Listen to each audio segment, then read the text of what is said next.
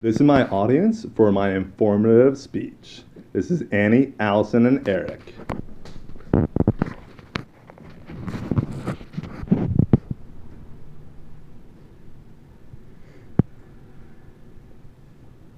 In 1987, a terrible crime was committed in Hickory, North Carolina.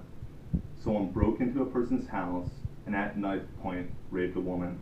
Through the testimony of their neighbor, Mr. Grimes was sentenced to jail. 25 years later, through the acts of the North Carolina Center on Actual Innocence, he was proven innocent and exonerated. The Innocence Project, as a national organization, and the North Carolina Center on Actual Innocence has helped exonerate hundreds of people. First, let's look into Mr. Grimes' situation. The neighbor was paid $1,000 for her testimony, and this was not the first time she gave testimony to convict a person of a serious crime. There were hairs that were found and were considered a match to be Mr. Grimes. They were a match. They were hair from an African American male, and Mr. Grimes is an African American male. Beyond that, there was no match, no DNA tested, no further research done. There were fingerprints found at the crime scene that were believed to be from the perpetrator. They did not match Mr. Grimes. The prosecutors held that information from the defendants. And then, when the North Carolina Center on Actual Innocence took up this project in 2003 to try to exonerate him, they were told that evidence was destroyed by the state. 10 years later, they finally found that was also not true and were able to exonerate him by first testing the hair, finding that it was not a DNA match, and then finding the fingerprints and realizing that it's in fact a known criminal who had that was living in that area at that time. Incidences like this unfortunately occur way too often, and that's why there is the Innocence Project and the North Carolina Center on Actual Innocence. Together, they have done over 344 exonerations. And while that also has helped lead to 148 real perpetrators being found and convicted of the crimes that they, in fact, did. 20 of those people exonerated were on death row, while another 16 were serving life sentences. The average amount of time spent in prison was 14 years, while they were convicted at an average age of 26, meaning that people in their mid-20s are falsely going to prison and then finally leaving prison at almost 40.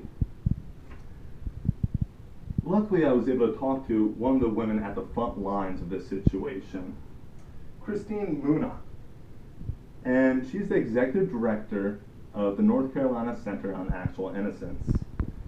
She's told me that there have been a lot of improvements within the courts in the last 15 years, such as that evidence most likely wouldn't have been withheld from the defense. However, that's not applied to people who were convicted past these reforms. And so we still need to be concerned with those who have already been convicted of crimes that are not in this era of reformation.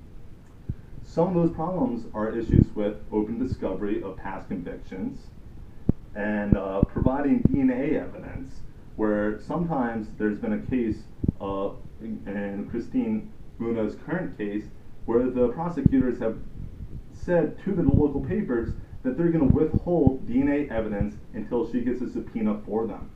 This should be evidence that is very easily cross-checked, and instead the prosecutors are allowed to make it too hard.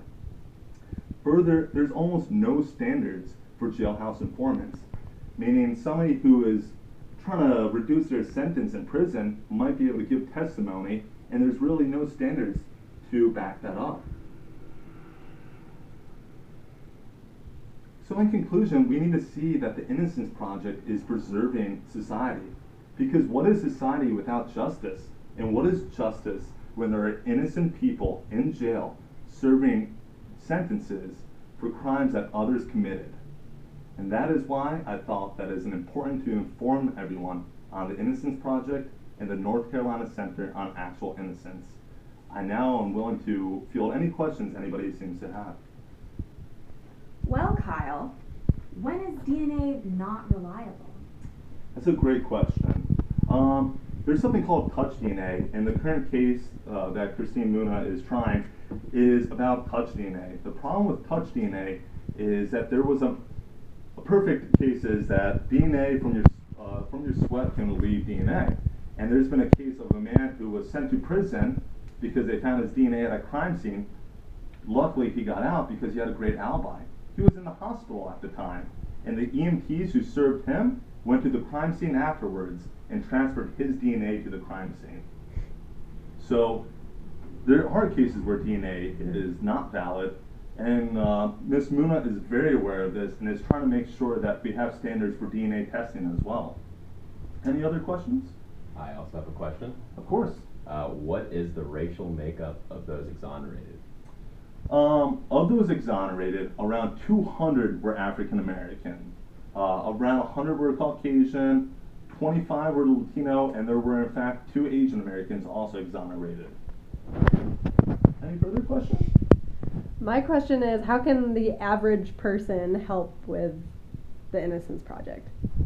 Great question again. And what I would say to that, I asked Christine that same question, and she said that talk to your local congressman, talk to and your local prosecutor, and wondering what their feelings on open discovery are. She feels that is one of the most important things right now, is to ensure that people who want to reopen cases are able to get that proper evidence and not have to go through subpoenas to receive evidence to prove someone that is in fact innocent that they are. So thank you all very much.